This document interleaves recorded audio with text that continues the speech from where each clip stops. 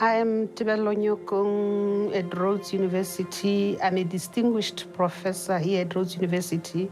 I also hold a chair, NRF chair in medicinal chemistry and nanotechnology. I should have retired a long time ago, but I'm still here. What's keeping you here? My students, I love them. They keep me young. She has achieved so much in her lifetime. You know, you read about people who explain the science that was never explained before or have won the Nobel Prize.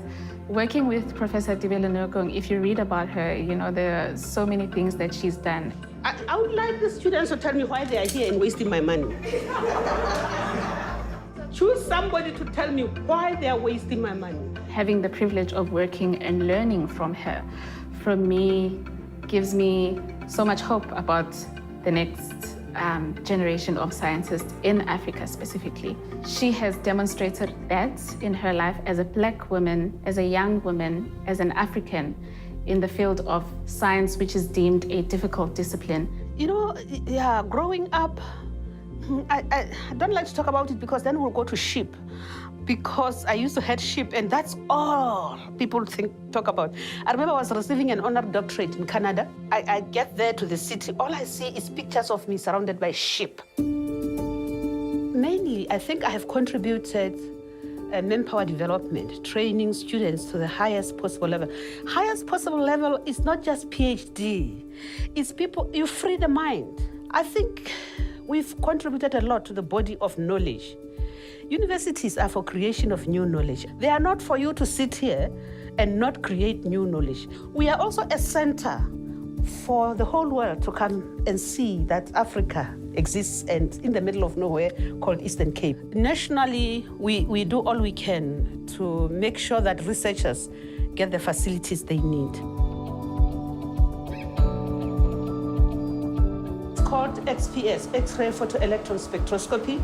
When it arrived, it was so big, that arm was so big that it couldn't go through the doors. The doors had to be shaved for it to come in.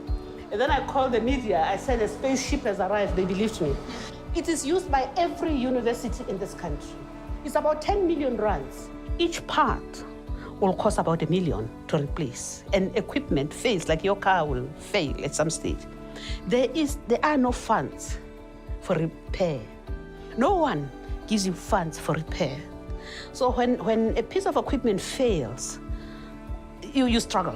My research focus is on the development of highly effective cancer treatment methodologies. And one of the most promising technique is known as photodynamic therapy, which works really well. It utilizes light and these chemical molecules. The reason why we use these molecules is because they are not toxic to the human body, so they will travel through the body to kill the cells without destroying anything else, which is what's usually seen with chemotherapy. So my PhD is trying to solve the problem of penetrability with light. So instead of using light, I use sound. This, when you look at it, it's like the baby of the other one. But this baby is more expensive.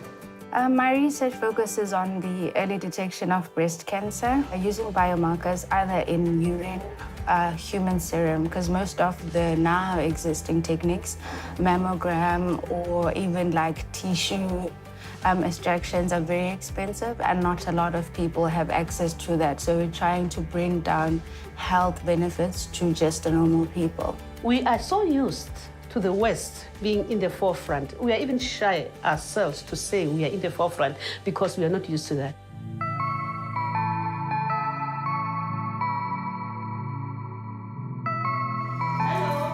He's from Zambia, Lesotho, India, Kenya. We are United Nations in here. We have to develop as a continent. We cannot develop as individuals. At first, I started my PhD at University of Nairobi. But then I had so many issues, especially because of the instrumentation and everything. I'm working on water treatment. It's a big thing, considering what the problems we have.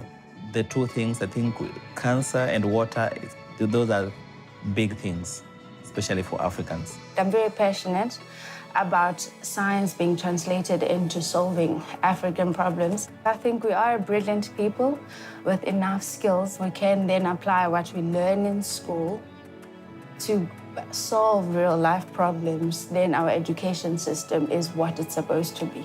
I'm proud of being part of the Rhodes Nanotech division. You know, if a young child somewhere can realize that you can have an idea, you can develop it, that creation doesn't come only from Europe or the West or wherever.